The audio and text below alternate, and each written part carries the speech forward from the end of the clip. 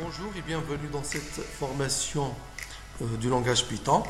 Aujourd'hui, nous allons voir comment afficher les données d'une table SQLite.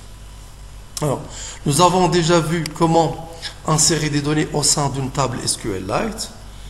Aujourd'hui, nous allons voir comment afficher ces données.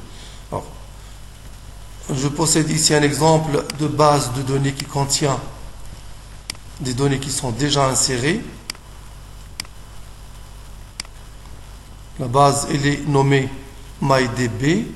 Elle contient une table nommée Students et qui contient ces données-là, depuis l'enregistrement 1 jusqu'à l'enregistrement 15. Nous allons voir comment afficher ces données-là avec le langage Python. Alors, on commence par importer le module SQLite.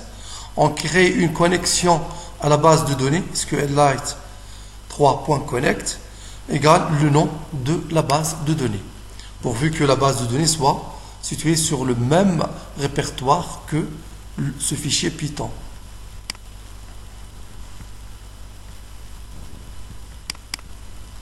C'est le fichier Python, affiche data, et la base de données MyDB. Ils sont situés sur le même répertoire.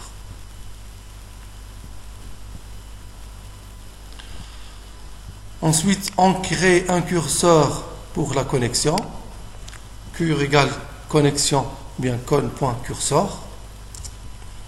Ensuite, on crée une requête de sélection égale select étoile from students.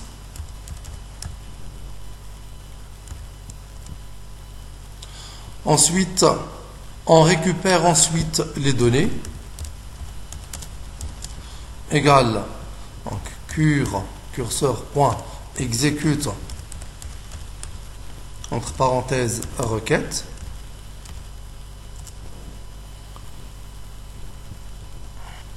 Alors, l'élément result obtenu, c'est un objet qui provient de la classe cursor.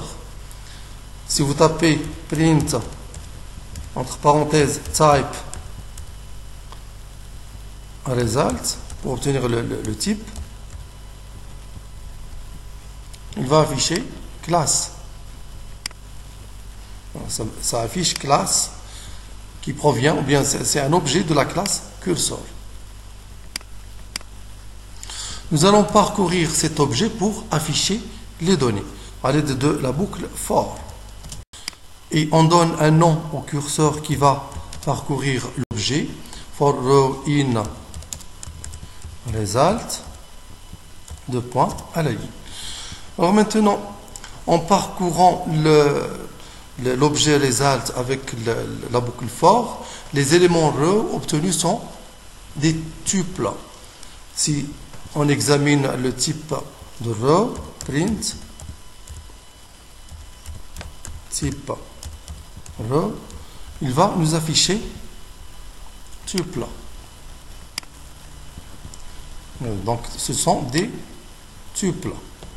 Les tuples, ce sont des éléments exactement comme les listes, qui se comportent exactement comme les listes, mais à la différence qu'ils ne sont pas modifiables.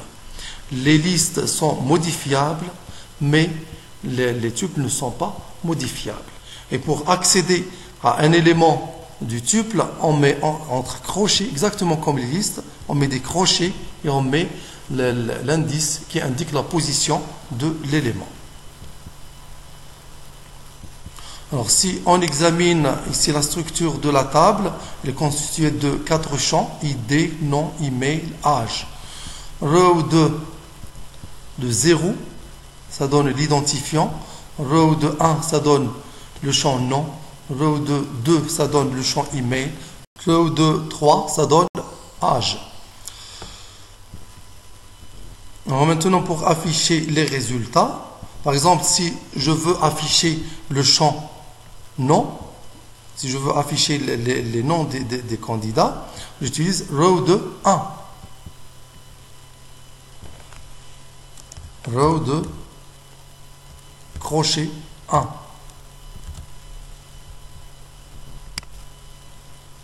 J'exécute. Voilà, ça m'affiche les noms. Si je veux afficher les emails, j'utilise row de 2, la colonne d'indice 2. Ça m'affiche les emails. Si je veux afficher les âges, j'utilise la colonne 3. Ça m'affiche la liste des âges. Si je veux afficher l'identifiant, j'utilise row de 0. Donc ça m'affiche les identifiants. Donc je vais maintenant essayer d'afficher tous les résultats de la table. Je vais mettre ici ID,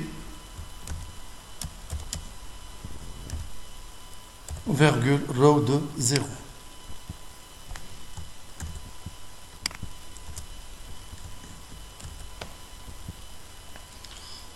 Nom,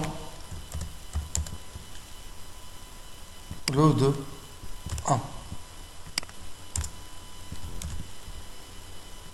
Email, row de 2. Et ensuite,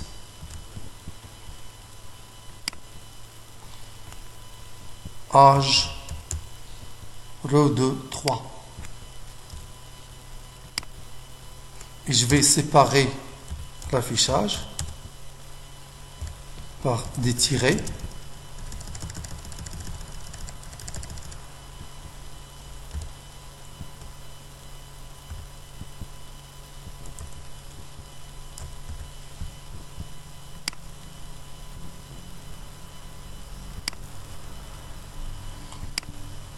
Voilà, donc ça m'affiche les résultats. Le premier enregistrement d'identifiant 1, nom Albert, email albert@gmail.com, âge 27 ans. Deuxième enregistrement ID 2, nom Majid, email majid.com, âge 33 ans, etc. Je vérifie ici. Le premier Albert, deuxième Majid, etc. Et voilà, c'est terminé pour aujourd'hui. Merci, au prochain tuto.